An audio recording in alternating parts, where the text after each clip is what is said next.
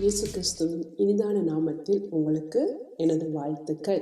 இந்த 9வது வேத பாடமூடாக உங்களை சந்திப்பதில் மிகுந்த மகிழ்ச்சி. கர்த்தர் நம்மை நிறைவாய் ஆசீர்வதிப்பாராக. இன்றைய நாளிலே சிறுமைப்பட்டவன் மேல் சிந்தை வைக்கிறவன், he who considers the poor, சிறுமைப்பட்டவன் மேல் சிந்தை வைக்கிறவன் என்ற வேத பாடத்தை நாங்கள் கற்றுக்கொள்ள போகிறோம். சிறுமைப்பட்டவர்கள் மீது நம்முடைய சிந்தையை வைக்கும் போது, சிந்தை வைப்பது என்பது சும்மா அவர்கள் நினைப்பதல்ல, ஜெபத்தில் நினைப்பது, அவர்களுக்காக ஜெபிப்பது நல்லது. ஆனால் அவர்களுக்கு நாங்கள் எங்களாலான உதவிகளை செய்யும் போது, அவர்களுக்கு நம்மாலான உதவிகளை செய்யும் போது, அப்பொழுது நமக்கு கிடைக்கிற ஆசீர்வாதங்கள் என்ன? நாங்கள் ஏற்கனவே தேவனால் ஆசீர்வதிக்கப்பட்ட பிள்ளைகள்.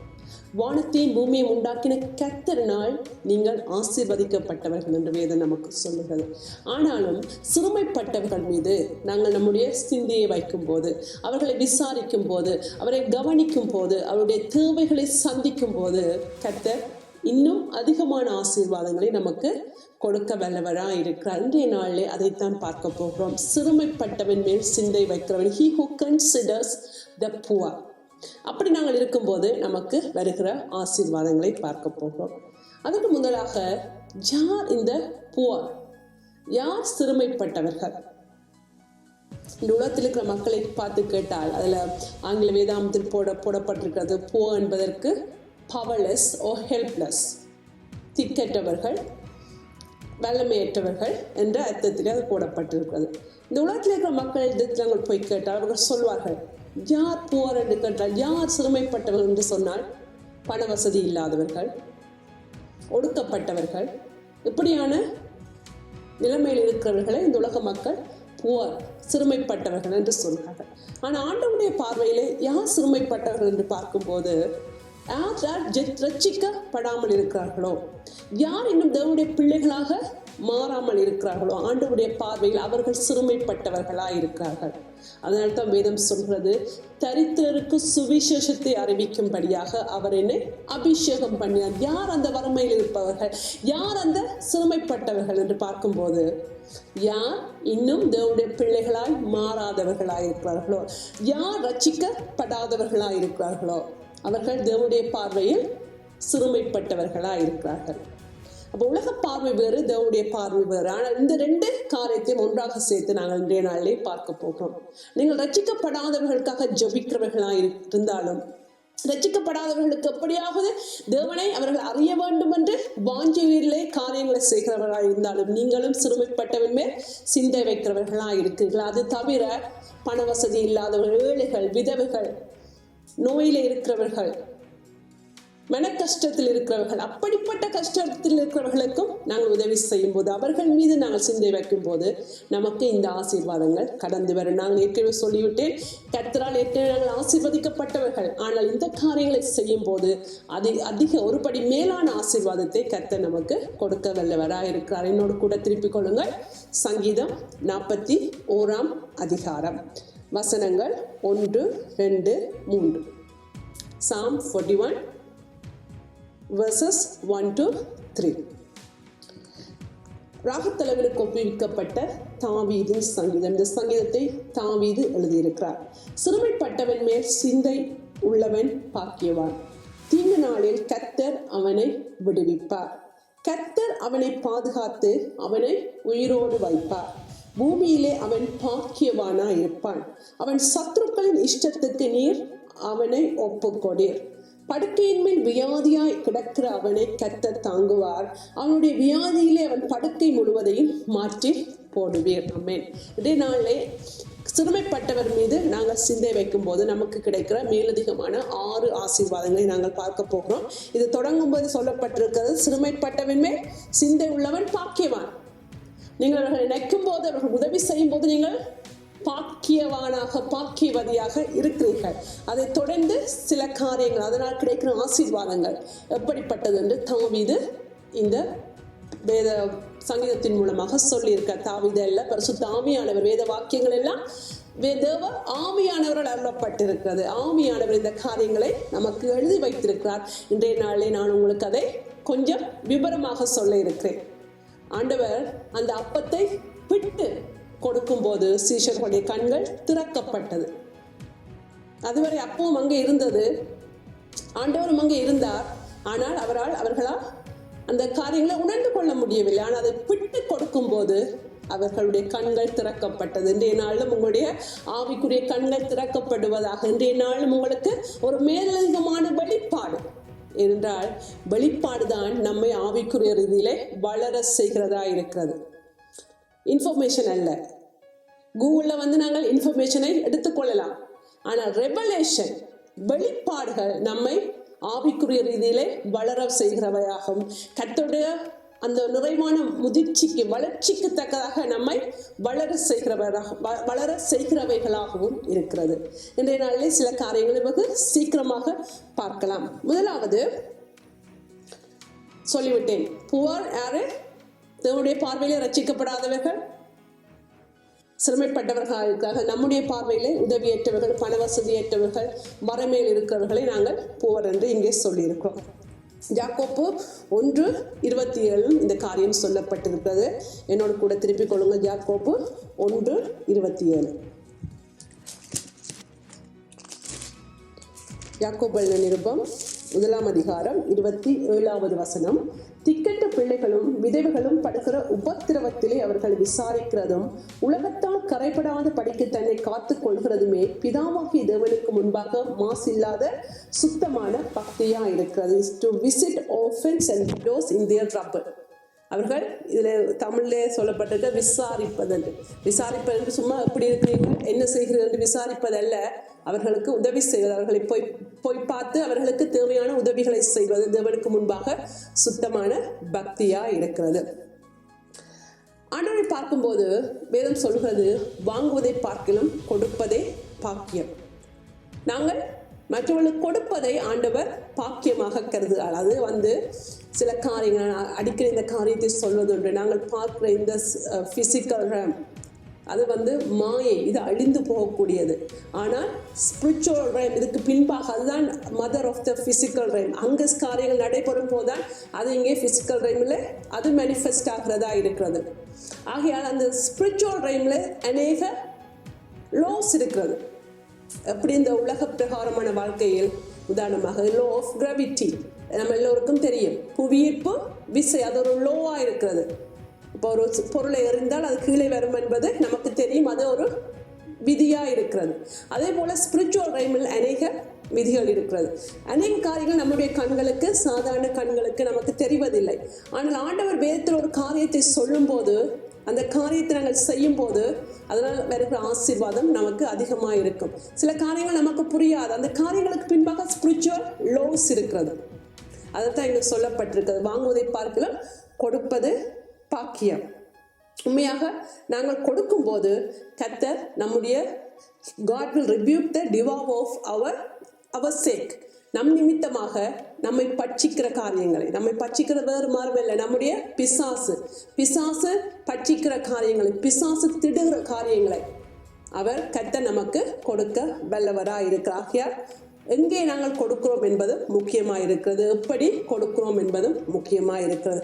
இங்கே வேதத்தை பார்க்கும்போது லூக்கா 16 அதிகாரம் 19-31 வசனங்களில் லாசரு என்ற அந்த மனுஷனை பற்றி சொல்லப்பட்டிருக்கிறது. அந்த பணக்காரனை பற்றி சொல்லப்பட்டிருக்கிறது. அவர்கள் தங்களுக்காகவே வாழ்ந்தவர்களாக இருக்கிறார்கள்.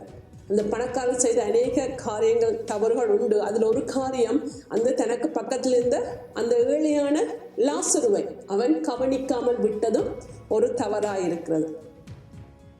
அதனால் தான் சொல்கிறேன், சிறுமைப்பட்டவர்கள் மீது சிந்தை வைக்கும் போது நமக்கு ஆசீர்வாதம் அதிகமாக இருக்கிறது. லூக்கா 16 அதிகாரம் 19-31 வசனம் வரை இந்த காரியம் சொல்லப்பட்டிருக்கிறது. நம்ம எல்லோருக்கும் தெரிந்த காரியம்.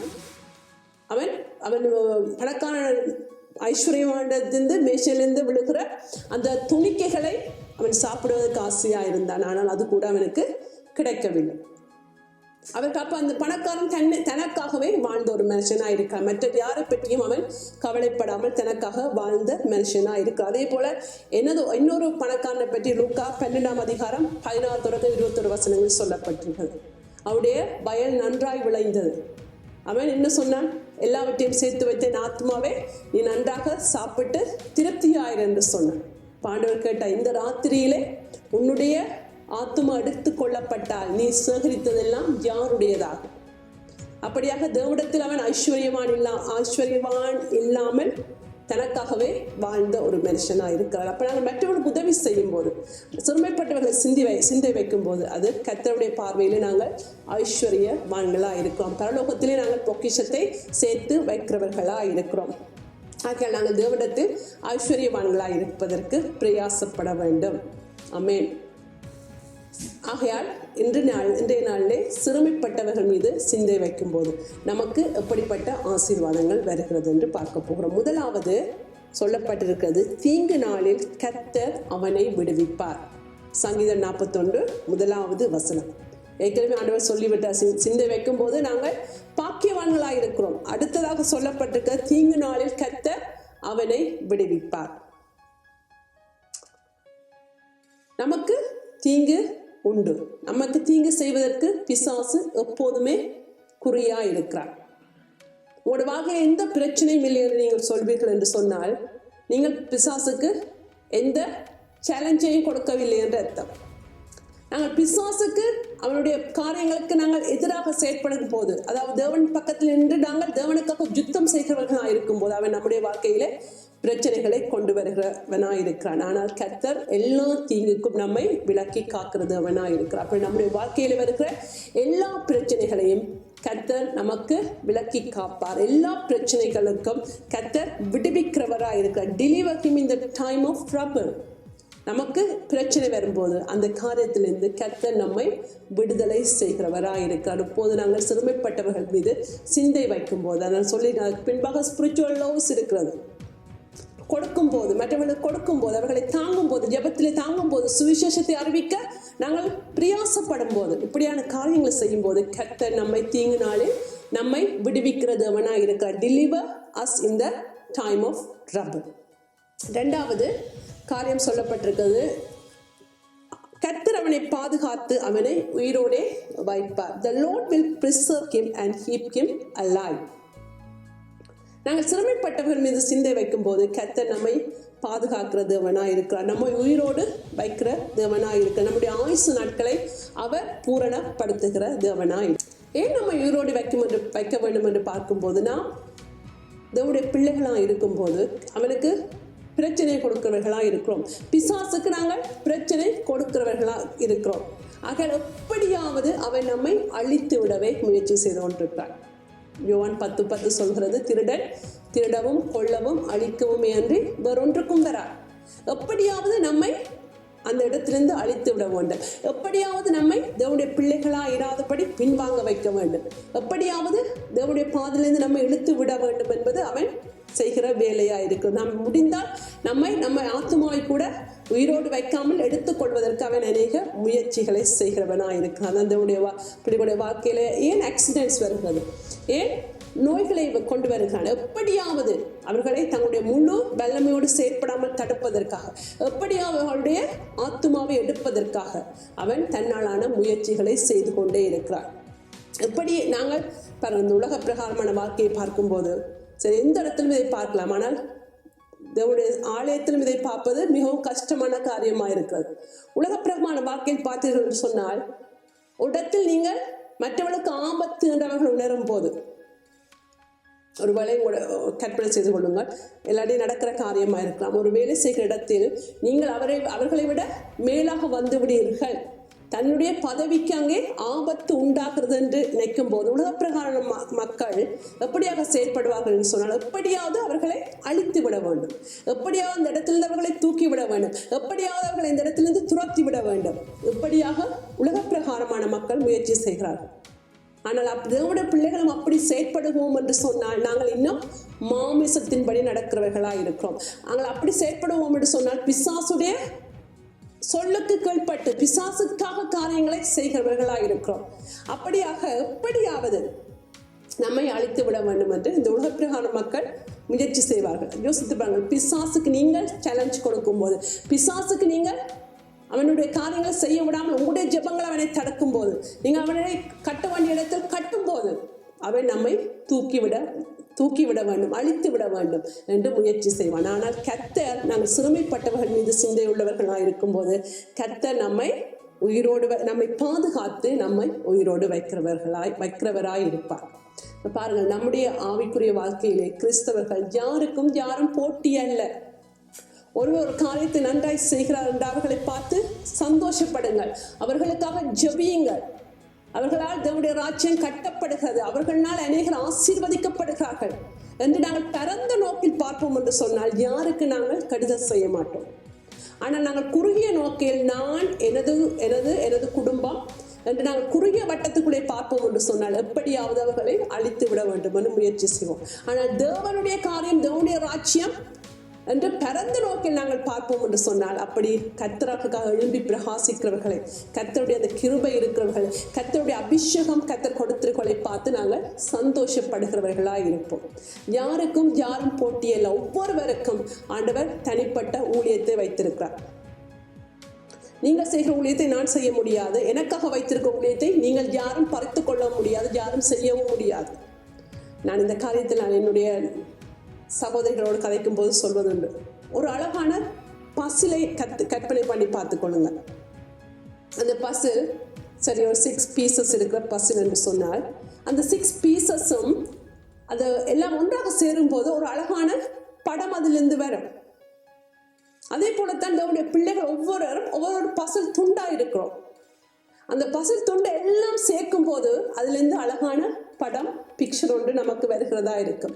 ஆனால் நான் ஒரு பசில் நைத்து ஒரு துண்டு நைக்கிறது, இந்த பகுதி நமக்கு இருந்தால் ஆபத்து என்று சொல்லி அதை ஒதுக்கிவிட அது முயற்சி செய்தால் அந்த 5 துண்டுகளும் சேர்ந்து ஒரு அழகான முழுமையான படத்தை கொண்டு வர முடியாது. அதிலிருந்து ஒரு முழுமையான உருவம் கிடைக்காது, அதிலிருந்து முழுமையான ஆசீர்வாதம் மற்றவர்களுக்கு கிடைக்காது.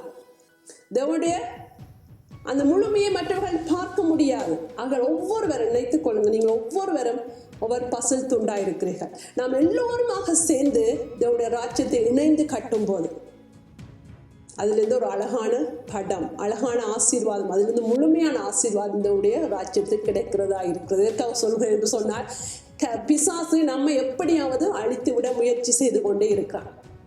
அவனுக்கு தெரியும், நாங்கள் விட்டால் அவனுக்கு ஆபத்து என்று அறிந்து சில காரியங்கள் ஆண்டவர் நம்முடைய வாழ்க்கையை செய்ய போற காரியங்கள் அவனுக்கு தெரியும்.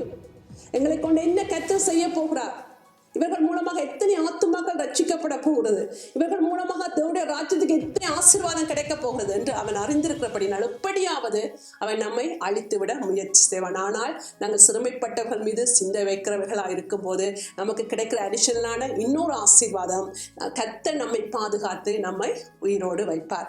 3ஆவதாக பார்க்கலாம், அவன் பூமியிலே பாக்கியவானாயிருப்பான். 41:2 சொல்கிறது, பூமியில் அவன் பாக்கியவானாயிருப்பான். Blessed on the earth. இங்கே ஆசீர்வாத பாக்கியவான் என்று சொல்லும் போது ஒரு முழுமை, is a condition where nothing is missing, nothing is broken.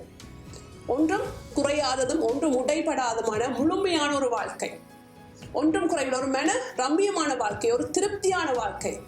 அப்படியான வாழ்க்கையை கர்த்தர் நமக்கு கொடுக்க வல்லவராக இருக்கிறார். இது நமக்கு வருகிற அடிஷனலான ஆசீர்வாதம். அப்போது சிறுமைப்பட்டவர்கள் மீது நாங்கள் சிந்தை வைக்கிறவர்களாக இருக்கும் போது எல்லா காரியத்திலும் ஒரு முழுமை இருக்கும். சில பேருக்கு பணம் இருக்கும், ஆனால் சாப்பிட முடியாது, உடம்பு ஃபுல்லா வருத்தம் இருக்கும்.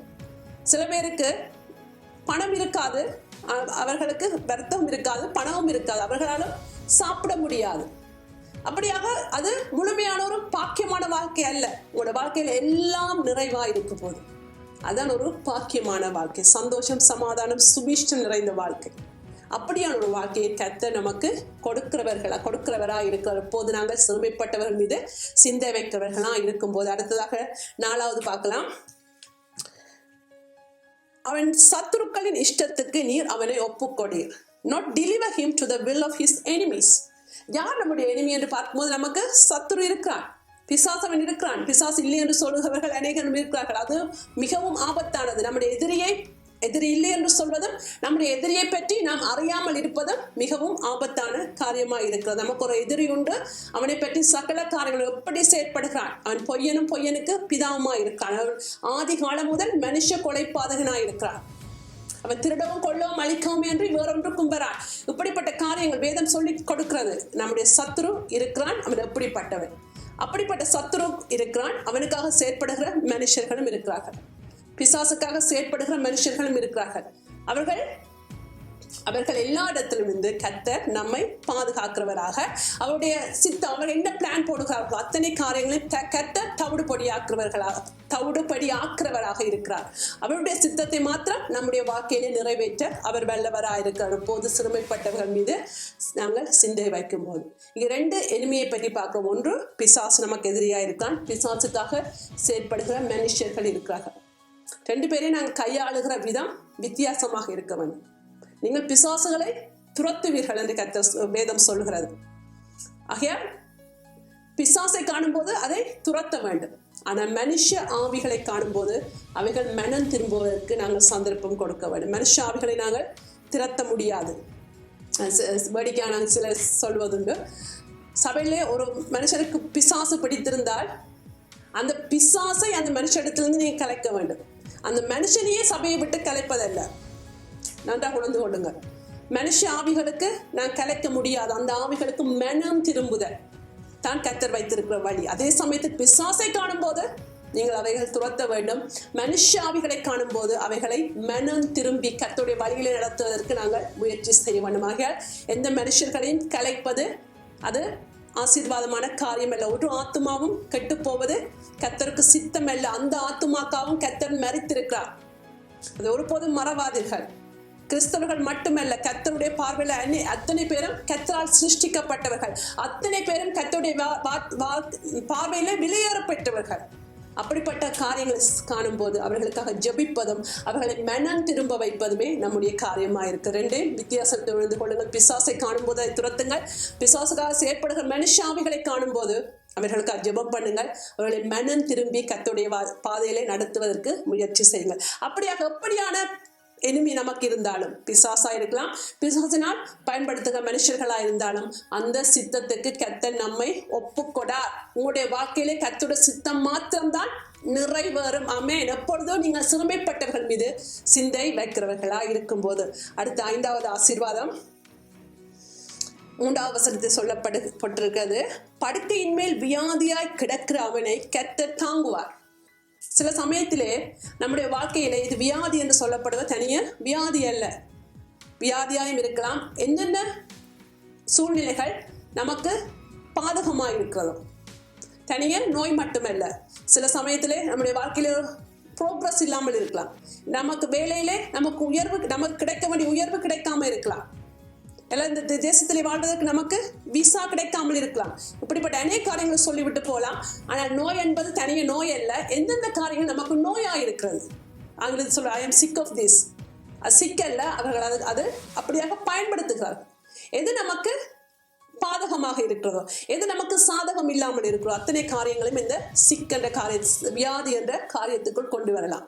அப்படியாக எப்படிப்பட்ட வியாதி உங்களுக்கு இருந்தாலும் கர்த்தர் அந்த இடத்திலே வைத்து உங்களை தாங்குகிறவராக, தேற்றுகிறவராக, அவரே நம்முடைய தேற்றரவாளராக இருக்கிறார். சில காரியங்கள் நம்முடைய வாழ்க்கையில் ஏன் நடக்கிறது என்று நமக்கு புரியாது. ஆனால் ஒன்று சொல்கிறேன், அவருடைய தீர்மானத்தின்படி அழைக்கப்பட்டவர்களாய் அவரிடத்தில் அன்பு கூறுகிறவர்களுக்கு நீங்கள் அழைக்கப்பட்டிருக்கிறீர்கள். தேவனிடத்தில் அன்பு கூறுகிறவர்களாக இருக்கிறீர்கள். சகலமும் எல்லாம் உங்களுடைய வாழ்க்கையிலே நன்மைக்கு ஏதுவாகவே நடைபெறுகிறது. தீமையான எல்லாவற்றையும் கர்த்தர் நன்மையாக மாற்றுகிறவராக இருக்க. சில சமயங்கள் நமக்கு புரியாது ஏன் இப்படிப்பட்ட காரியங்கள் நடைபெறுகிறது.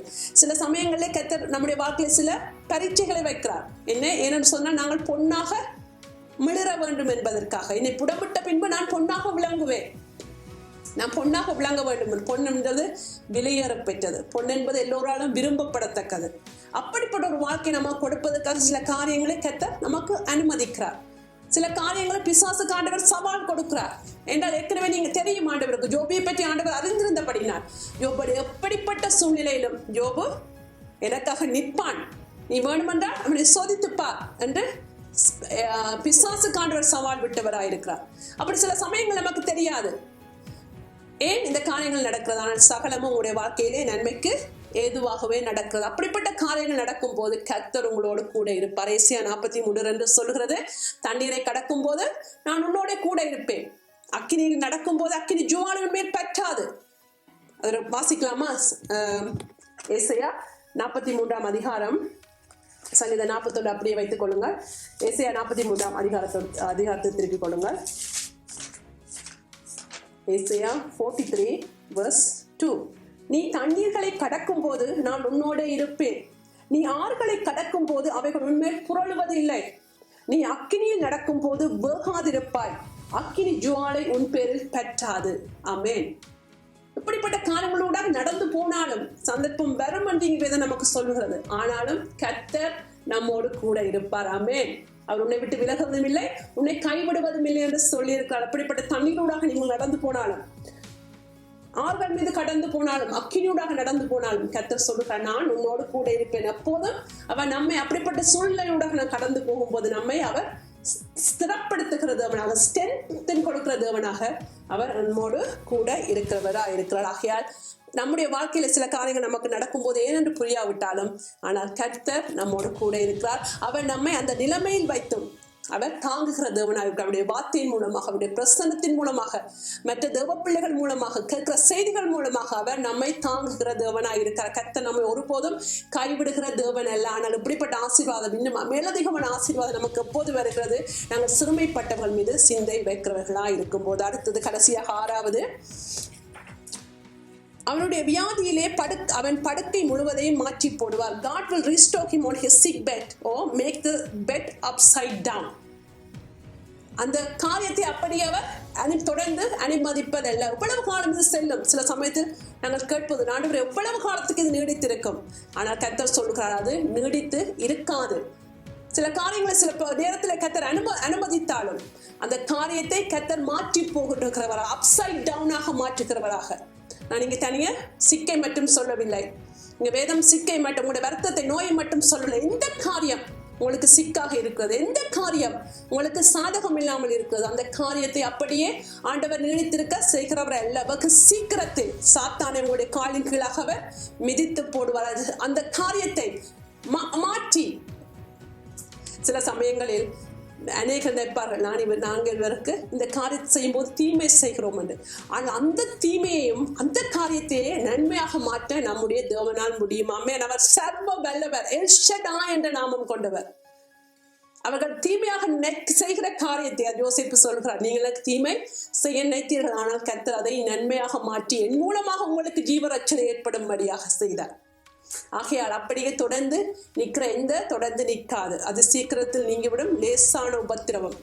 நீங்கள் எந்த காரியத்தூடாக போய் கொண்டிருந்தாலும் நினைத்துக் கொள்ளுங்கள், இது சீக்கிரத்தில் நீங்கி விடுகிற லேசான உபத்திரவம்.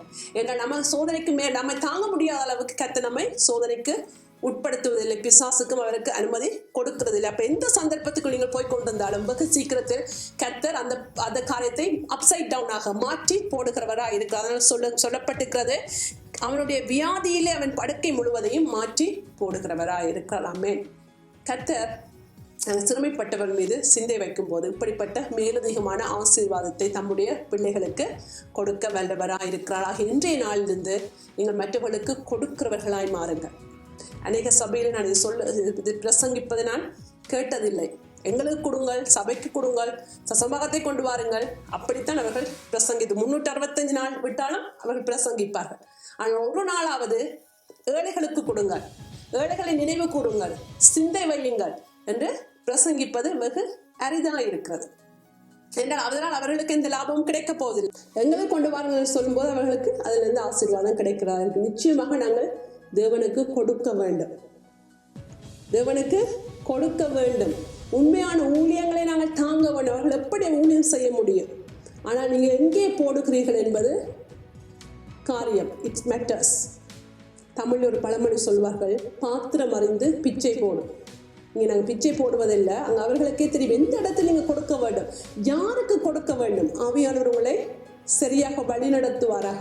உண்மையாகவே ஊழியம் செய்வது கொடுங்கள். உண்மையாகவே சபையிலே கணக்கு காட்டுகிறவர்கள் ஒவ்வொரு டாலருக்கும் கணக்கு காட்டுகிறார்களா, இந்த காசு எங்கே செலவழிக்கப்படுகிறது, எப்படி இவர்கள் செலவழிக்கிறார்கள் என்பதை அறிந்து கொடுங்கள். நிச்சயமாக ஆண்டவர்கள் கொடுக்க வேண்டும். 10 ஒன்றை பற்றி நான் பழைய ஏற்பாட்டை பற்றி கதைக்க வேண்டும். 10 ஒன்று இல்லை, எவ்வளவும் கொடுக்கலாம் ஆண்டவருக்கு. ஆனால் அது சரியாக பயன்படுத்தப்படுகிறதா, சரியாக அவர்கள் உங்களுக்கு கணக்கு காட்டுகிறார்களா என்பதை அறிந்து சரியான பாத்திரத்தில் நீங்கள் போடுங்கள். எந்த நிலத்தில் நீங்கள் விதைக்கிறீர்களோ, நிலம் மிகவும் முக்கியமாக இருக்கிறது. நம்முடைய உள்ளம் மட்டும் நிலம் இல்லை, நீங்கள் எங்கே போடுகிறீர்களோ அதுவும் நிலமாய்த்தான் இருக்கு. அது நல்ல நிலமாயிருந்ததுன்னு சொன்னார். உண்மையாகவே கர்த்தரால் தெரிந்து கொள்ளப்பட்ட நிலமாக இருந்தால் அந்த நிலத்திலிருந்து நீங்கள் கொடுப்பதற்கு 100 மடங்கு பலன் வரும். ஆனால் அந்த இடம் சரியில்லை என்று சொன்னால் நீங்கள் கொடுப்பதற்குரிய அவர்கள் தருவார்கள் என்று நாங்கள் கொடுப்பதில்லை.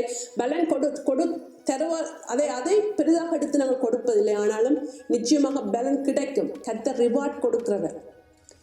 தான் உண்டென்றும் அவரை தேடுகிறவர்களுக்கு பலன் கொடுக்கிற தேவனா இருக்கிறார். எபிரேயர்ல வாசிக்கிறோம். ஆகையால் எந்த இடத்துல நீங்கள் விதைக்கிறீர்கள், எந்த இடத்துல கொடுக்கிறீர்கள், யாருக்கு கொடுக்கிறீர்கள் என்பது முக்கியம். கர்த்தருடைய வேலை கொடுங்க, உண்மையாக ஊழியம் செய்கிறவர்களுக்கு கொடுங்க. அதே சமயத்தில் நீங்கள் இதுவரை சிறுமைப்பட்டவர்கள் மீது சிந்தை வைக்காதவர்களாக இருந்தார், இன்றைய நாளிலிருந்து நீங்கள் அவர்களை விசாரிக்க தொடங்குங்கள், அவர்களுக்கு உதவி செய்ய தொடங்குங்கள், அவர்களுக்காக ஜெபிக்க தொடங்குங்கள். அவர்கள் ரட்சிக்கப்படாதவர்களாக இருந்தால் அவர்கள் ரட்சிப்புக்குள் வருவதற்காக ஜெபியுங்கள், அதற்குரிய காரியங்களை செய்யுங்கள். அவர்கள் உண்மையை வறுமையில் இருக்கிறார்கள், தேவையில் இருக்கிறார்கள் என்று சொன்னால் அவர்களுக்கான பண உதவி, பொருள் உதவி செய்யுங்கள். அப்படி செய்யும் போது கர்த்தருடைய மேலதிகமான ஆசீர்வாதம் நமக்கு கிடைக்கிறதா இருக்கிறது. 6 ஆசீர்வாதங்களை பார்த்தோம். 1, தீங்கு நாளில் அவர் நம்மை விடுவிப்பார், எங்களை பாதுகாத்து அவர் உயிரோடே வைப்பார், பூமியிலே நாங்கள் பாக்கியவான்களாயிருப்போம், எங்களுடைய சத்துருக்கள் இஷ்டத்துக்கு அவர் நம்மை ஒப்பு கொடுக்க மாட்டார், படுக்கையிலே வியாதியா இருக்கிற எங்களை கர்த்தர் தாங்குவார், நம்முடைய வியாதியிலே உங்கள் படுக்கை முழுவதையும் அவர் மாற்றி போடுவார்.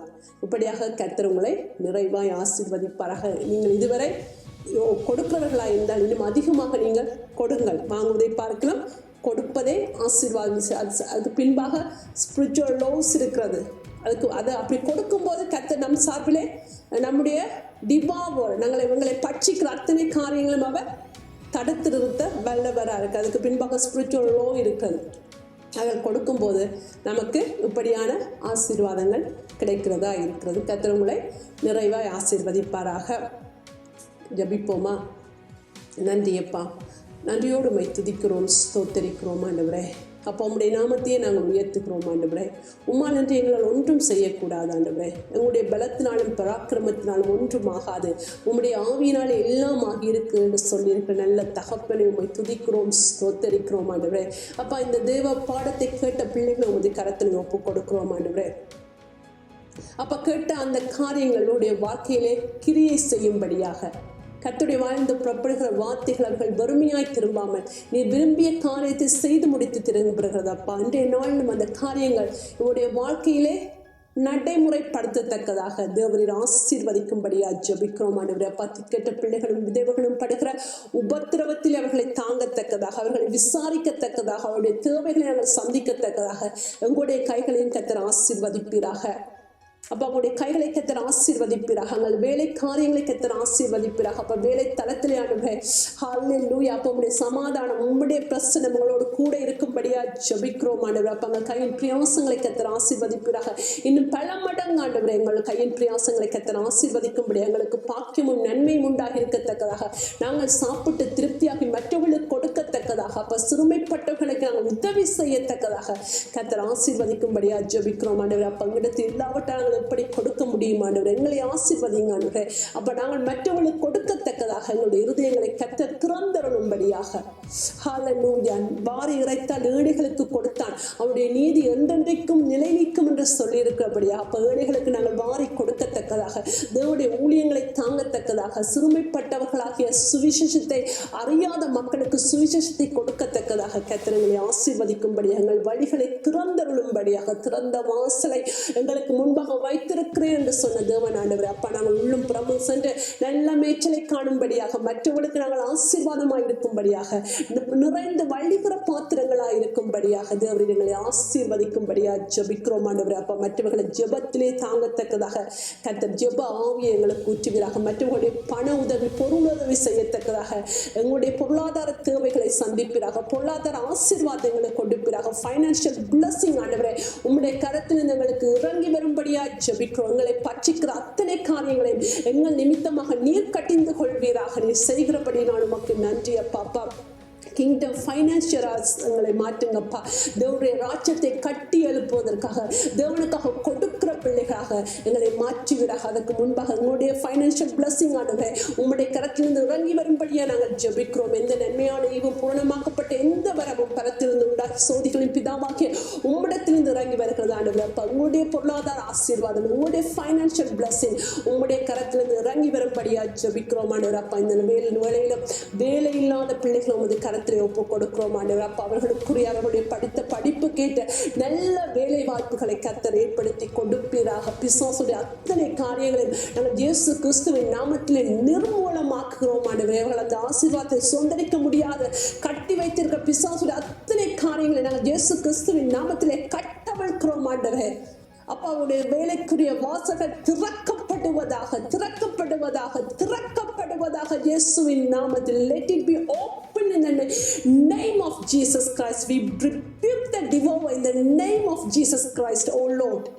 ஆசீர்வதிப்பீராக. அப்பா, இந்த பிள்ளைகள் சாட்சி சொல்லத்தக்கதாக, வேலை கிடைத்தது என்று சாட்சி சொல்லத்தக்கதாக, வேலை தளத்தில் பதவி உயர்வு கிடைத்தது என்று சாட்சி சொல்லத்தக்கதாக, வேலை காரியங்கள் எல்லாவற்றையும் கர்த்தர் சீர்படுத்தி கொடுத்தார் என்று சொல்லத்தக்கதாக, என்னுடைய பொருளாதாரத்தை கர்த்தர் ஆசீர்வாதத்திற்காக சொல்லும்படியாக கர்த்தர் ஆசீர்வதிப்பீராக. அந்த ஆசீர்வாதத்தை கொண்டு நாங்கள் மற்றவர்களுக்கு ஆசீர்வாதமாக இருக்கத்தக்கதாக கர்த்தர் ஒவ்வொரு பிள்ளைகளையும் கர்த்தர் ஆசீர்வதிக்கும்படியா ஜெபிக்கிறோம்.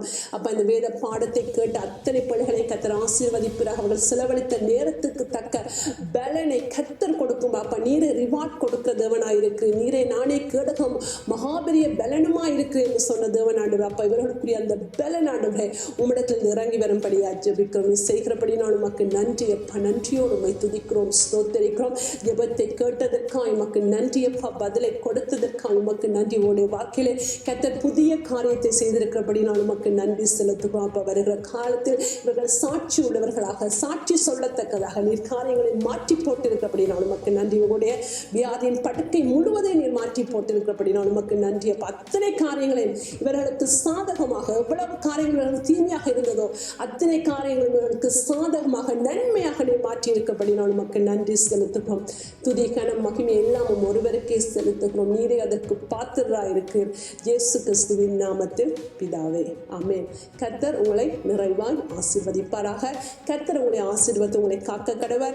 கர்த்தர் தம்முடைய முகத்தை உங்களை பிரகாசிக்க பண்ணி உங்களை கிருபையா இருக்க கடவர். கர்த்தர் தம்முடைய முகத்தை உங்களை பிரசன்னமாக்கி உங்களுக்கு சமாதானத்தை கட்டளையிடுவாராக. ஆமென். ஷலோம்.